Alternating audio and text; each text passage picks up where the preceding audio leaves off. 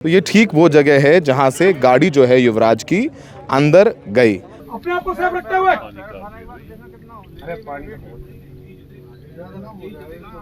क्या कोशिश तो कर। यहाँ तक रोड है, अब बताओ कंट्रोल भी करेगा आदमी तो फिर भी गिर जाएगी गाड़ी तो पानी में जाके, है ना। फायर ब्रिगेड उतने समय पे आ चुकी थी, लड़का डूबा नहीं था। मैंने 2 मिनट की देरी में ही कमर पे रस्सा बांधा और मैं तुरंत सीधा सीढ़ी पे नीचे उतर के सीधा मैं पानी में दब गया। मैं तो बचा लेता, लेकिन 125 लोग क्या यहाँ चूड़ी पैर के बैठे थे। कितनी भीड़ हो गई थी यहाँ पे? सेफ्टी जैकेट थी, रस्सा था 100 मीटर का, 3x6 की नाव थी, सब चीज थी। क्यों नहीं गए अंदर? पापा मैं नाले में गिर गया हूँ, मुझे बचा लो। लोग दूर से ही रस्सियाँ फेंक रहे थे, रस्सी वहाँ पहुँच नहीं रही थी और मेरा बेटा बार बार चिल्ला रहा था कि सपोर्ट करो, मैं डूब रहा हूँ, गाड़ी धीरे धीरे डूब रही है।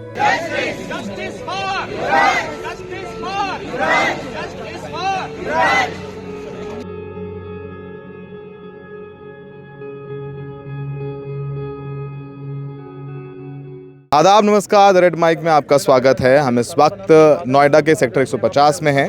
यहाँ पे एक ऐसा वाकया हुआ है जिसने सबको झकझोर कर रख दिया है। हम इस वक्त एक ऐसे नाले में के बाहर मौजूद हैं जहाँ पर एक 27 साल का युवा इंजीनियर गाड़ी सहित डूबकर मर गया।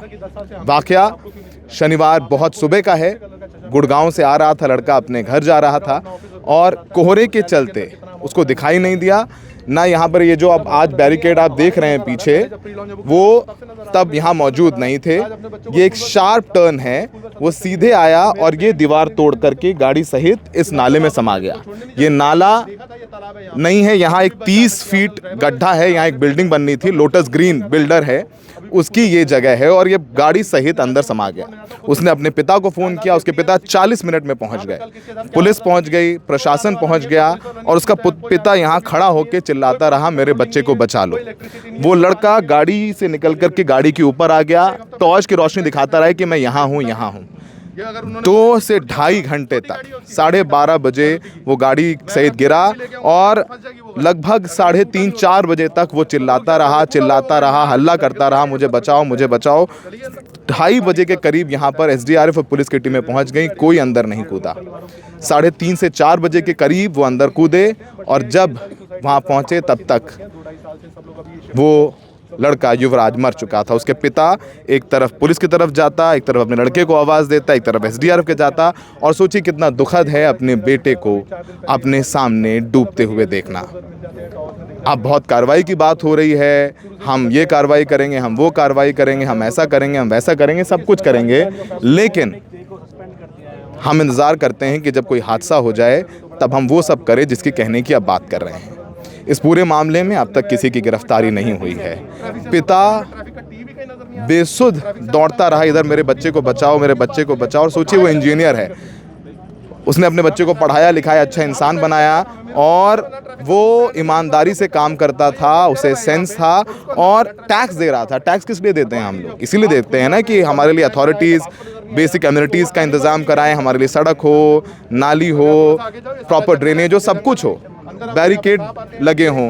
अब यहाँ कोई बैरिकेड ही नहीं है, कोहरे में दिखाई नहीं दिया और लड़का अंदर चला गया। सोचिए कि दिल्ली एनसीआर में ये सब कुछ होता है और नोएडा, यहाँ पर ट्रम्प टावर बन रहा है, यहाँ ये इन्वेस्टमेंट है, वो इन्वेस्टमेंट है, बड़े बड़े सेलिब्रिटीज़ एडवर्टीजमेंट्स करते हैं कि यहाँ पर आइए इन्वेस्ट करिए। नोएडा न जाने स्वर्ग बन रहा है और इस स्वर्ग की हकीकत देख लीजिए। ये वो ड्रेन है, ये पिट है जहाँ पर लोग खड़े हुए हैं।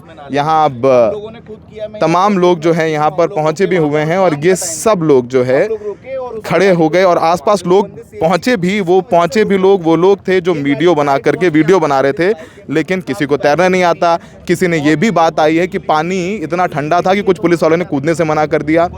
पानी ठंडा था इसलिए नहीं कूदेंगे, आपकी जिम्मेदारी है। फायर टेंडर वाले आ गए थे, स्टेट डिजास्टर रिलीफ फोर्स वाले आ गए थे और फिर भी 3 घंटे तक आप अंदर नहीं कूद पाए।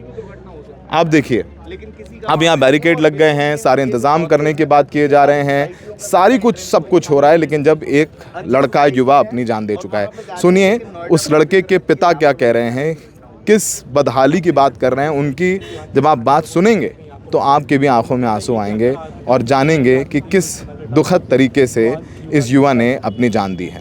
पहला फ़ोन मेरे बेटे ने किया था 12 बजे कि पापा मैं नाले में गिर गया हूँ, मुझे बचा लो। उसके बाद मैं दौड़ पड़ा उसको बचाने के लिए। नाला शब्द सुनते ही मेरा पहला गेस था कि वो एस पार्कवे के पास जो नाला है बड़ा सा, उसमें फंसा हुआ है। लेकिन वहाँ वो नहीं था, तो फिर मैंने दोबारा फ़ोन किया कि उस नाले में तो नहीं दिख रहा हो। फिर उसने बताया कि अपनी सोसाइटी से पहले वाला जो नाला है वहाँ पर हम गिरे हैं। फिर वहाँ पहुँचे, करीब 40 मिनट लैप्स कर गया उस पीरियड में, और मैं वहाँ पहुँचा। उसके बाद मैंने 112 डायल किया पुलिस की सहायता के लिए। फिर पुलिस आई, करीब आधा घंटा लग गया था, 22 मिनट के करीब में लगा। पुलिस आई, फिर उसने फायर ब्रिगेड को फ़ोन किया, और उसके बाद वो लोग बाकी सब्सिक्वेंटली एनडीआरएफ और एसडीआरएफ को कांटेक्ट किया। लेकिन जो टीम आई थी रेस्क्यू के लिए, वो पानी में डेयर नहीं कर रही थी उतरकर मेरे बेटा को सहायता के लिए। वो लोग दूर से ही रस्सियाँ फेंक रहे थे, रस्सी वहाँ पहुँच नहीं रही थी, और मेरा बेटा बार बार चिल्ला रहा था कि सपोर्ट करो, मैं डूब रहा हूँ, गाड़ी धीरे धीरे डूब रही है। वो स्ट्रगल करता रहा अपने 2 घंटे उसने स्ट्रगल किया। That was outstanding from his part. और हमारी ओर से हम लोगों के जो भी यहाँ रेस्क्यू टीम थी, वो लोग मीनिंगफुल सपोर्ट उसको नहीं दे पाए, जिसके कारण ये लॉस ऑफ लाइफ हुआ। फॉग तो था ही, लेकिन वहाँ सबसे बड़ा कारण था कि वहाँ इंडिकेटर नहीं था, रिफ्लेक्ट नहीं कर पा रहा था। कोई भी आदमी, अनजान आदमी भी सीधा स्ट्रेटवे जाएगा और नाले में जाएगा। निश्चित रूप से गलती है। उन्होंने ट्रक के इंसिडेंट के बाद कोई प्रिकॉशनरी मेजर वहाँ नहीं किया, कोई प्रिवेंटिव उपाय नहीं किया, और मेरा बेटा उस घटना का शिकार हो गया। तो आपने सुना कि वो जब पुलिस वाले वहाँ पर थे, एसडीआरएफ वहाँ पर थे, पर किसी ने हिम्मत नहीं दिखाई कि वो अंदर कूदे। एक लड़के ने हिम्मत दिखाई, वो भी डिलीवरी बॉय है, वो कूदे अंदर। आइए आपकी उनसे बात करवाते हैं और जानते हैं कि वो किस तरीके से हिम्मत लेकर के कूदे और बचाया। हमारे साथ मोहिंदर हैं। मोहिंदर किसी हीरो से कम नहीं है, लेकिन इनको भी तकलीफ़ है कि युवराज को नहीं बचा पाए। ये यहाँ से गुजर रहे थे और उन्होंने देखा कि भीड़ लगी हुई है, और वो पुलिस वालों से पहले कूदे, जिनको लग रहा था कि पानी ठंडा है और अंदर सरिया हो सकती है, डर रहे थे। तो मोहिंदर हमारे साथ हैं। मोहिंदर, कितने बजे की बात है और क्या कुछ देखा, और आपको लगा कि आपको कूदना है? क्या वहाँ पर माहौल था, अगर बता पाएँ आप? माहौल इंसानियत को मारने वाला था। अच्छा। इंसानियत ख़त्म हो गई थी। जिस टाइम उस लड़के ने लास्ट सांस ली थी, उस टाइम इंसानियत बिल्कुल ख़त्म हो गई थी। कि इंसान शायद जितने खड़े थे उनकी फैमिली में से होता ना, तो शायद कोई नहीं खड़ा देखता, सीधा दाग जाते। कितने बजे की बात है ये जी 11:15 बजे की बात है। अच्छा। वो लड़का जो है सॉफ्टवेयर इंजीनियर है, गुड़गांव में उनकी जॉब वगैरह चलती है। तो उस दिन ज़्यादा धुंध होने के कारण वो लेट हो गए थे। तो लेट होने के कारण वो उनकी गाड़ी यहाँ पे सीधा नहीं देख पाए, किसी कारण है ही नहीं कोई सुविधा, देखते क्या आगे बैरिकेड नहीं है, कुछ भी नहीं है। यहाँ तक रोड है, अब बताओ कंट्रोल भी करेगा आदमी तो फिर भी गिर जाएगी गाड़ी तो पानी में जाके, है ना। और अकेला आदमी पानी में गिर जाएगा, तो अगर पास में भी गिरता फिर कैसे बच पाता वो बताओ, वो तो फिर भी मरता, सीधी सी बात है। लेकिन इसमें 11:15 बजे के बाद मैं जो है मैं फ्लिपकार्ट में काम करता हूँ, तो मेरा ऑर्डर बाजा था, लास्ट ऑर्डर 2 बजे से पहले, 1:40-45 पे। तो मैं आके देखता हूँ यहाँ सिस्टम पूरा था। पुलिस वालों, सबसे पहले पुलिस वाले आए थे, उन्होंने तुरंत फायर ब्रिगेड पे कॉल की थी। क्यों? कि भीतर बहुत गहराई है, पानी में निहत्था आदमी नहीं जा सकता था बचाने के लिए। यहाँ पर जब आप आए, यहाँ से लगभग है 40 मीटर दूर, लगा लो आप, आधे से थोड़ा उड़ा है। अच्छा जी, अच्छा, ठीक, इसे लगा सकते हैं। तो फायर ब्रिगेड आ गई जी। पुलिस वालों के पास वो साधन नहीं थे जो आदमी को बचा सके डूबने के, तो उन्होंने तुरंत फायर ब्रिगेड बुलाई। उस दिन धुंध था, फायर ब्रिगेड को भी थोड़ा सा टाइम लग गया लगभग, फिर भी फायर ब्रिगेड उतने समय पर आ चुकी थी, लड़का डूबा नहीं था। अच्छा, डूबा नहीं था, ठीक है। अब मैं तुम्हें एक चीज़ बताऊं, 3 दिन से मैं बहुत ही ज़्यादा, देखो ना तो सोया हूँ, ठीक है। न्यूज़ वाले कोई दिक्कत नहीं, मैं सच बोल रहा हूँ, लेकिन ये मामला ठंडा होने के बाद जो मेरे पीछे जो कार्रवाई होएगी ना, वो मैं जानता हूँ। नहीं मेरे अंदर तो डर है, सच्चाई बताऊँ। अच्छा। डर है नहीं, एक हिसाब से ये भी डर है कि मैं किसी का भला कर रहा हूँ, कल को मैं याद करूँगा किसी कोई ना खड़ा होगा तो मेरे अंदर बहुत दुख होगा इस चीज़ का। सब खड़े होंगे आपके साथ, हम लोग खड़े होंगे जी। लेकिन क्या हुआ, फिर क्या देखा लड़के का? वो फिर मैं आया, मैंने देखा लास्ट ऑर्डर बाजा 1:45 पे, मैंने देखा कि जो फायर ब्रिगेड वाले हैं वो सीढ़ी घेर रखी थी, उन्हें इसमें सीढ़ी डाल रखी थी अंदर। जी, 30 से 40 फुट सीढ़ी थी एल्युमिनियम की, उस पर बैठ के वो दाग नहीं पा रहे थे, हिम्मत नहीं कर पा रहे थे। अच्छा। मतलब जिस टाइप के, जिस महकमे में वो हैं, जिस टाइप की उन्होंने ट्रेनिंग ली होगी, उस हिसाब से वो जज्बा नहीं दिखा रहे थे। तो मैंने बोला कि सर मैं जा सकता हूँ क्या, मैं अंदर जा सकता हूँ? बोले कि तुम नहीं जा सकते। मगर सर मुझ पर तैरना आता है, 15 दिन पहले जो ड्राइवर गिरा था वो भी मैंने ही बचाया था। मगर सर प्लीज़ मुझे जाने दीजिए। तो ठीक है पक्का तैर लेते हो? मगर हाँ सर खूब तैर लेता हूँ। मैंने 2 मिनट की देरी में ही कमर पे रस्सा बांधा और मैं तुरंत सीधा सीढ़ी पे नीचे उतर के सीधा मैं पानी में दब गया। अच्छा। लास्ट बार एक बड़ी झाड़ी दिख रही है, इसके परे तक मैं घूमा हूँ, 30 से 40 मिनट घूमा हूँ। फिर लाइट के इशारे से मुझे ये बताया गया कि आप लेफ़्ट चलिए, राइट चलिए, वैसे चलिए जी, तब तक लेफ्ट राइट चलिए वगैरह। मैं 30 से 40 मिनट घूमा, मुझे लड़का नहीं मिला। अच्छा। नहीं मिला। हाँ। आने के बाद फिर बहुत सारे लोग ये बोल रहे थे तुम 10 मिनट पहले आ जाते तो तुम बचा लेते। अरे मैं तो बचा लेता, लेकिन 125 लोग के यहाँ चूड़ी पैर के बैठे थे। कितनी भीड़ हो गई थी यहाँ पे? 100 प्लस थे सर। और आप 30-40 मिनट पानी के अंदर घूमते रहे, तब तक गाड़ी डूब चुकी थी। हाँ, उस मेरे आने यहाँ मौके पे आने से पहले 5 मिनट पहले गाड़ी डूबी और बोल रहे हैं अगर आप जा रहे हो भीतर तो जल्दी से जाइए, लड़के की आवाज़ अभी आनी बंद हुई है। अच्छा। जाके देखो कहीं बेहोश तो नहीं होगा। मगर ठीक है मैं जाता हूँ। मैं तुरंत जल्दी से 2 ही मिनट में मैंने सिर्फ लोवर उतार पाया था, मैंने कमीज भी नहीं उतारी थी, मैं सीधा दाग गया कमर पे। पुलिस वाले और फायर ब्रिगेड वाले खड़े थे, उनकी हिम्मत नहीं। फायर ब्रिगेड वालों के पास सारी सुविधा थी, लेकिन पुलिस वालों के पास नहीं थी। क्यों? पुलिस वाले कुछ एज उनकी थोड़ी अवस्था ज़्यादा थी, जो जवान अवस्था में थे उनके पास उन पे तैरना नहीं आता, वो ऐसे बोल रहे फायर थे। ब्रिगेड वालों को तो आता था जी तैरना, जी, वो उनकी हिम्मत नहीं दिखाई। तैरना भी नहीं आता था। सेफ्टी जैकेट तो थी, सेफ्टी जैकेट थी, रस्सा था 100 मीटर का, 3x6 की नाव थी, सब चीज़ थी। क्यों नहीं गए अंदर? जी। उनके पिता खड़े थे, आप पिता से मिले? उनके पिताजी से मैं मिला, लेकिन पिताजी उनके सदमे में थे, वो किसी से बात नहीं कर रहे थे। वो चिल्ला रहे थे अपने बच्चे के लिए बचाओ बचाओ। वो बोल रहे थे लास्ट टाइम उन्होंने अपने बच्चे की लाइव मौत देखी है, बिल्कुल लाइव, और अकेलौता बच्चा था वो। तो आप इस ठंडे पानी में 30 मिनट तैरते रहे पूरे तालाब में? बिल्कुल। और फिर बॉडी कितने बजे निकाल पाए वो लोग? बॉडी जब मैं यहाँ से मॉर्निंग में 5:30-6 बजे के करीब गया था, तो उससे पहले बॉडी नहीं निकली थी। बॉडी निकली है तो निकली है कम से कम 7-8 बजे के करीब। 7-8 बजे जी, 6 बजे तक करेक्ट मैं गया हूँ। और किसी ट्रक ड्राइवर की भी आपने जान बचाई? जी जी जी। कितने दिन पहले? ये जी 15 दिन पहले की बात है। जो दीवार टूटी हुई है इसमें जो है ट्रक गिरा था। ट्रक के पीछे पीछे ज़्यादा धुंध होने के कारण मैं उसके पीछे पीछे चल रहा था। मका इसके सहारे मैं भी चलता रहूँगा, बड़ी सवारी है, थोड़ा बच जाऊँगा, कहीं टकराऊँगा नहीं। हाँ। तो फिर वो ट्रक आधा उधर लटक गया, आधा ज़मीन पे था, वो गिर गया। मैंने सोचा मैं अकेला कैसे बचाऊँ, ट्रक में रस्सा बंधा हुआ था। मैं ट्रक पे चढ़ के मैंने रस्सा खोल के उसके पास फेंक दिया। मैं कहा भाई तू इस रस्सा पकड़ के बैठा रहे, मैं आदमी लेके आता हूँ। मैंने राइडर से रोके 20-20 और मैंने उस लड़के को रेस्क्यू करके घर ले गया। सुबह को उसे 10 बजे चौकी छोड़ दिया। यानी पहले भी आप ये कर चुके हैं और तब भी कोई बैरिकेड नहीं? जी जी जी। और अभी भी मेरे पास इतनी नज़र टिकी हुई है, देखना तुम 2-4 दिन केस ठंडे होने के बाद मुझ पर केस लगेंगे। सर नहीं लगेंगे केस, आप मैं चिंता मत बताता हूँ। करिए। सबके मीडिया वाले नंबर ले लीजिए। सबूत दे दूंगा मैं आपको। सर इस बात की वजह मैं मोनिंदर का खास भाई हूँ। हाँ, मेरे पास इंटरनली प्रेशर है इस चीज़ का, तो इस चीज़ पे अगर हो सके, तो अगर मीडिया मना कर रहे हैं कि मीडिया से बात ना करें महेंद्र। ऑब्वियसली ये बात है, मीडिया से बात नहीं, कोई सच्चाई है कोई झूठ है क्या है, वो चीज़ का किस तरीक़ा से पेश आएंगे, इस तरीक़ा से हम आप भविष्य में किस तरीक़ा से शोषण को एक्सप्लॉयटेशन को फेस करेंगे, आप बताओ ना। इस चीज़ को लेकर के कल को हमारा परिवार है, मेरा घर सफ़र करने लग गया तो हम क्या करेंगे? इसी का जिम्मेदार कौन है ये बताओ आप। चलो हम तो सच्चाई बता रहे हैं, उसको नहीं हुई थी, उसको मन में आया चल ठीक है मैं दाग जाऊँ। दागने के बाद उसने ये सब चीज़ करने के बावजूद उसने ना किसी के देखते हुए, एक बाप ने लाइव मौत देखी उसको ना झेलिए बात, वो दाग गया अकेला। दागने के बावजूद आज ये बताओ कल को मेरा घर सफ़र करने लग गया, मैं सफ़र करने लग गया, तो उसका जिम्मेदार कौन रहे? तो ये सब लाइव टीवी पर ये लोग बोल रहे हैं कि इनको भी अरेस्ट किया जा सकता है कल को, क्योंकि ये पोल खोल रहे हैं प्रशासन की इंतजामात के।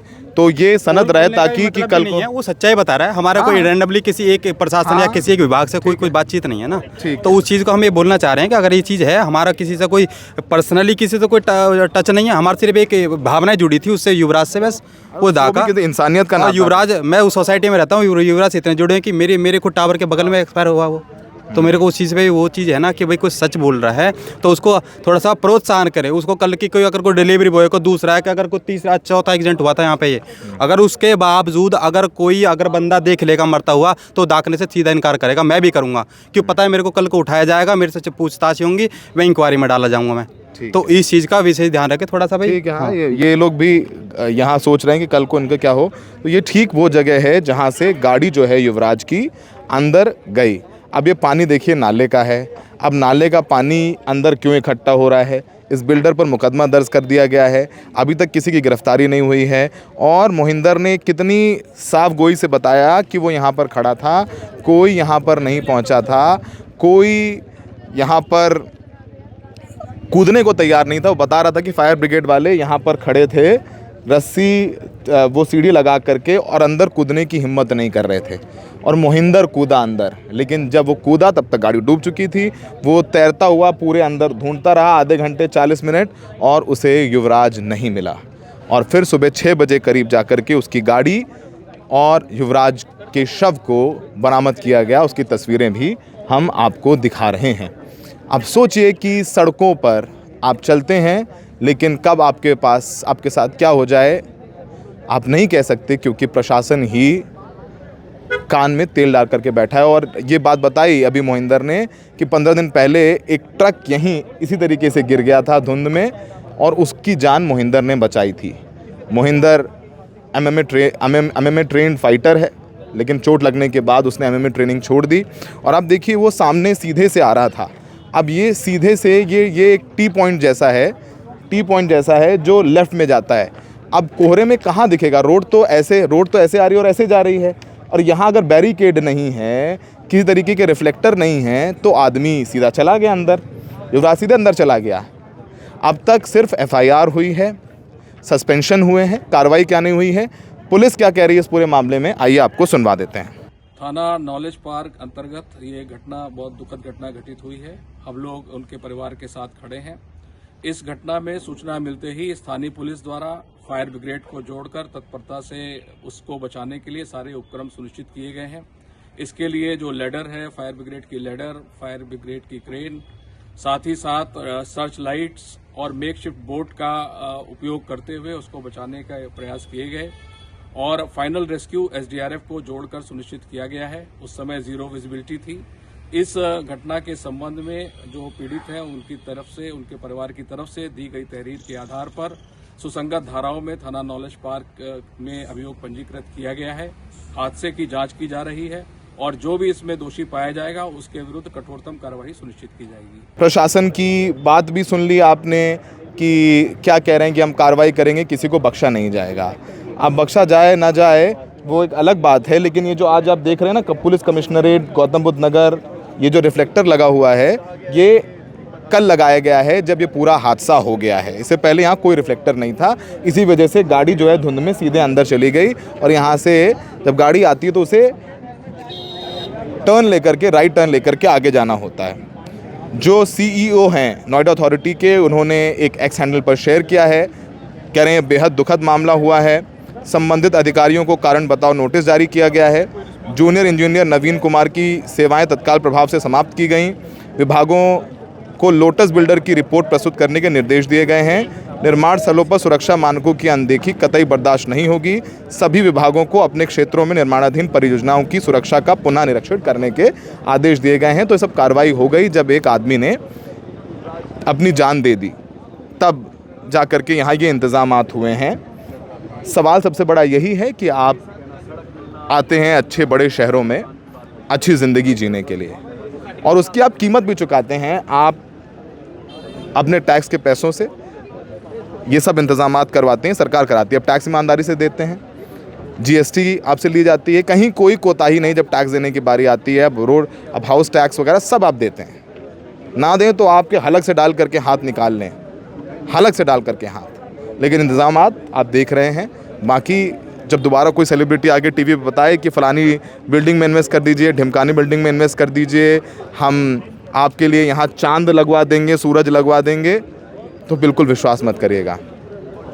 एक गहरा ये बेसमेंट है एक बिल्डिंग का, जिसमें पानी भरा है 30 फुट, और वो डूब करके ख़त्म हो गया। हमारे साथ यहाँ रहने वाले तमाम बिल्डिंग के लोग हैं जो शिकायत पत्र लेकर के खड़े हैं, जिन्होंने अथॉरिटी को शिकायत की हुई थी कि यहाँ पर ये पानी भरा हुआ है बेसमेंट में और 30 फीट पानी है। और ऐसे ही कुछ रेजिडेंसेस हमारे साथ, रेजिडेंट्स हैं हमारे साथ, रहने वाले हैं यहाँ पर। आपका नाम कैसा है? जी, मेरा नाम कुणाल भाटिया है, मैं टाटा यूरेका का निवासी हूँ। और आप एक बात करें, शिकायत की थी, शिकायत के बाद आप ये देख सकते हैं डॉक्टर महेश शर्मा, हमारे आदरणीय MP, उन्होंने हमारे रिप्रेजेंटेशन सितंबर के महीने में ही अथॉरिटी को दिया है। शिकायतें तो हम बहुत टाइम से कर रहे हैं। MP सर ने हमारा आगे रिप्रेजेंटेशन भी दिया है, जिसमें सारी चीज़ें लिखी हैं। पानी भराव की समस्या भी एक मेजर समस्या हाईलाइट की गई थी। इसके अलावा जन सुनवाई की कंप्लेंट्स की गई हैं, अलग अलग लोगों ने अथॉरिटीज़ को रीच आउट करा है अपने अपने लेवल पे। ये तो कुछ डॉक्यूमेंट्स मेरे पास हैंडी थे जो लिखा हुआ है, bigger problem is no covers on sewer line from years, huge risk of health related issues. यानी यहाँ पर नाले खुले हुए हैं, पानी भरा हुआ है, जिससे बहुत बहुत खतरा हो गया है। जी बिल्कुल, आप देख ही सकते हैं क्या हाल है, आपके सामने, आपका कैमरा आपके हाथ में है। कितने महीनों से आप शिकायत कर रहे हैं? जी हम ऑलमोस्ट 2 साल तो हमें यहाँ पे पोजीशन का हो गया है, रेजिडेंट्स कुछ पहले से कर रहे थे, साल से तो हम बहुत ही कंटिन्यूस रिग्रेस कोशिश में लगे हुए हैं कि कोई हमारी बात सुनी जाए, अथॉरिटी हमारी बात सुने, हमारे को बेसिक बुनियादी सुविधाएं जिसको बोला जाता है हिंदी में, उसको प्रोवाइड करवाया जाए। बट हाल आप देख रहे हैं यहाँ पे, ये भी कल में आए हैं ये सारे बैरियर, यहाँ आज से पहले यहाँ पे कुछ नहीं था, ट्रक गिरा था उसकी वजह से पूरी टूटी थी, 15 दिन पहले उसको वैसे ही छोड़ा गया, जहाँ से हमारे भाई युवराज की भी गाड़ी गई है और अनफॉर्चुनेट इंसिडेंट हुआ है। इस रोड के आगे यहाँ पे कोई टेंडर ही पास नहीं है साफ़ सफाई का, स्ट्रीट लाइट यहाँ पे जलती नहीं है, नेटवर्क यहाँ पे ज़ीरो है। आप बताइए इसके अलावा क्या आप वो करेंगे, ड्रेनेज पे कवर्स नहीं है। मतलब अथॉरिटी अगर आप लोगों की शिकायत का संज्ञान लेती तो आज युवराज की जान नहीं जाती। बहुत पॉसिबल है जान ना जाती, एक्सीडेंट तो देखिए कोई नहीं टाल सकता ज़ीरो विजिबिलिटी में, लेकिन अगर यहाँ बैरियर होता तो मुझे ऐसा ज़रूर लगता है कि जान एटलीस्ट बच जाती। जान बच जाती। तो आप लोग क्या करेंगे आगे, क्या कर सकते हैं? देखिए हमें तो यहाँ पे रहना है, हम यहाँ के निवासी हैं, हम अथॉरिटीज़ को रिक्वेस्ट ही कर सकते हैं, हम कंटिन्यूस फॉलोअप कर सकते हैं, बट अब कहीं ना कहीं अथॉरिटी की भी अकाउंटेबिलिटी बनती है कि वो सामने आए, इस इशू के बाद एटलीस्ट जागे और सेक्टर में बाकी जाने से बचाई जा सके। जाने से बचाई जा सके। तो बता रहे हैं कि इनके हाथ में कागज़ है और वो बता रहे हैं कि उन्होंने बाकायदा शिकायत लिखित तौर पर दर्ज की। महेश शर्मा सांसद हैं, उनको बताया, सांसद ने अथॉरिटी को चिट्ठी भेजी, पर हुआ कुछ नहीं। अभी देखिए कितने ये सब बिल्डर्स की ज़मीन है जिसमें 30-30 फुट पानी है, अंदर 30 फुट गहरा है, क्योंकि ये बेसमेंट की खुदाई, इसके ऊपर बिल्डिंग बनाने के सपने थे। हो सकता है कि यहाँ फ्लैट बेच चुके हों, लेकिन अभी तक देखिए कि ईंट पत्थर नहीं गया और एक युवराज की यहाँ पर जान गई। तो जान किसने ली? जान ली यहाँ के अथॉरिटीज़ ने। कुछ लोगों को सस्पेंड किया है, कुछ को निलंबित किया है, बाकी इंतज़ार करिए कि कल कुछ और हादसा हो जाए और फिर हम लोग यहाँ आकर ये सब रिपोर्ट करें और फिर धीरे धीरे सब उन बातों को भूल जाएं, क्योंकि जवाबदेही नहीं है। वोट देते वक्त हम इन सब चीज़ों का ध्यान नहीं रखते, तो फिर कभी धर्म के नाम पर, कभी जाति के नाम पर अपने वोट दे देते हैं। लेकिन अगर हम सड़क, स्वास्थ्य, शिक्षा और ये बेसिक एमिनिटीज़ पर वोट देंगे तो कहीं ना कहीं मजबूर हो जाएंगे ये नेता, ये अधिकारी कि हमारे लिए यहाँ ये इंतज़ाम करें। सोचिए उस बाप के दिल पर क्या गुजर रही होगी जिसने अपने बेटे को डूबते हुए देखा अपने सामने। अकल्पनीय। सहयोगी सार्थक और शायन के साथ नोएडा सेक्टर 150 से Saurabh Shukla, the red mic.